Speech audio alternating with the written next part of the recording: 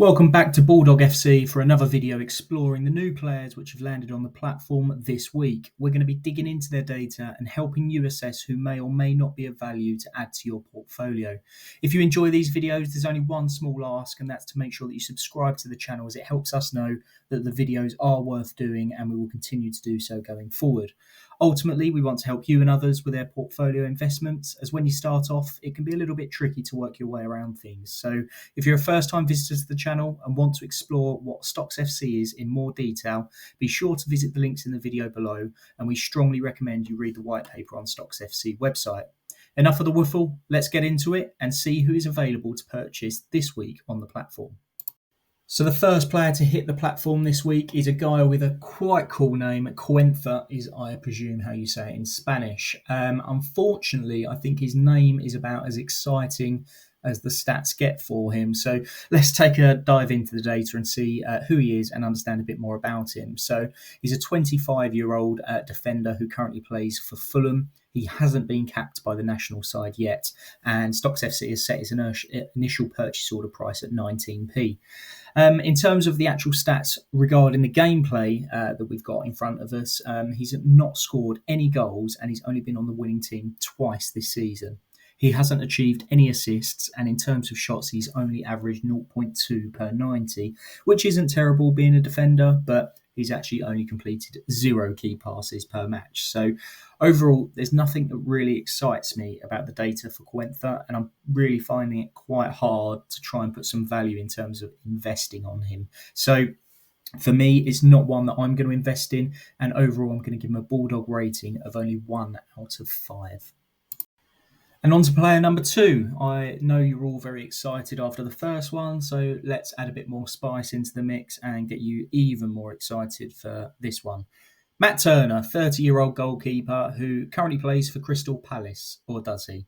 He hasn't been capped at all this season for them. He has got appearances elsewhere in terms of games outside of the Premier League, so in some of the cup competitions, and he has got 17 appearances, to be fair, for his national team, the USA. StocksFC has set his initial purchase order price at 22p, and he has a maximum supply of 5,000 stocks. On WhoScored.com, he does actually have a player rating of 6.79, but again, that rating has come about from games outside of the Premier League that he's played. In terms of scoring and how he may fit into the matrix, if he did play in the Premier League and got more consistent game time, he made 55 saves in 17 appearances last season, but he did concede 28 goals and only achieved 2 clean sheets. The 55 saves he did make, though, did end him on a save percentage of 95% last season, but with only 5 wins to his name. So whilst a USA international, that's probably all he has to offer for me in terms of investing. Now, I don't think I'm going to be looking to bring Turner in to bolster my goalkeepers. Again, he doesn't gain enough Premier League match time, with Henderson firmly now as their number 1. So it's going to be a certain pass for me on this one. But if you want to take a punt, then his price is at a point whereby you could probably pick up a decent percentage of him by the end of the week. For me, it's a 1 out of 5 again in terms of the Bulldog rating. And the last player to hit the platform this week is a defender, Morato, aged 23 and currently plays for Nottingham Forest. He hasn't been capped for his national team, but his initial purchase order price at 16p with a supply of 5,000 is actually quite attractive once we look a bit more into his data. Now, I hadn't really considered him at face value to be an interesting option, but once we go through some of the details, you can see why out of the 3, I might be leaning towards some investment on him. So in terms of wins, he's actually featured in 16 of Nottingham Forest's wins this season in the Premier League, which is quite a big number, albeit some of them and quite a few of them are substitute appearances. He hasn't got any key metric data around goals, assists or key passes to talk about, but he has got 0.1 shots per game. So in terms of the other 2 IPOs and comparing it with him, I think this is the one where we should give them a bit more attention. Let's think about the team he's playing in this season. So Nottingham Forest are going to, I believe, finish in a European place, which means there's going to be much more rotation and game time for the full squad next season. Not only that, there's plenty of interest, I know, Milenkovic, Murillo and Ola Aina from other teams, which in theory could allow for Morata's game time to increase in future seasons. As touched on, he's actually got 16 win appearances already, which does mean that he's probably trusted by Nuno. And I'd like to think that maybe his game time will increase further the longer he's with Forest. So for me, this player has got the signs of life to be on the platform and be an attractive opportunity for us to invest, albeit it does come at a risk, and I wouldn't be going and splashing my 4 months' wages on him.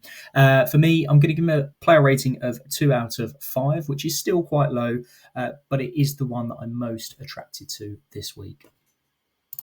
So we're now going to have a look at how the IPOs compare against each other, looking at the scoring matrix on StocksFC. For the purposes of this video, we're going to be looking at goals, assists, shots, key passing, and winning team stats as the key benchmark figures. Using these stats, we're going to explore how each of the IPOs compare against each other to help you make your investment decisions going forward. So we're going to look at the stat comparison page again, and I'm not going to go into the details of the stats that we use and why, but I do just want to confirm again that the only stats we've taken is goals, winning team stats, assist stats from across the season, and divided it by 38 to work out an average per game week. And this makes it a lot easier when totaling the scores and looking at other key stats such as key passes and shots on target, which are obviously a per game stat, not a per season stat. So overall, when you have a look at how the stats have formulated themselves, again, Morato is surprisingly on an overall average points per game week of 8.8. When comparing that to the likes of Dean Huijsen and Saliba, who we've recently seen on the platform and got quite a bit of traction, that is quite a healthy number considering his game time, and he's not a key fixture of that Forest defence. So definitely some food for thought. And Cuenca, I'm going to leave that there. I'm not going to comment on that with an average game point of 1.9. For me, my decision is made. I will not be going near him. Thanks again to everyone for supporting our channel and listening to another video. We really hope you are enjoying the content and using it to help strategize your investment plans going forward. If you haven't already, please do consider hitting that subscribe button. It's free and really does help us understand whether or not these are going to be gaining traction for the future. And supporting channels like this should help the platform grow in terms of visibility and attracting new users. So a win-win for everyone. Lastly, if you are a new user and wish to join StocksFC, you can join the link on the screen attached, or you can join the link and hit it in the bio below. Either way, by joining through this link, you'll get 2 key features which will benefit you. So if you deposit just £10, you'll be credited another £30 to spend towards IPOs and building your portfolio. You will also be given 5 free player loan stocks as part of that join up. So good luck, and once again, I hope you enjoy the video, and we'll see you again next week. Thank you.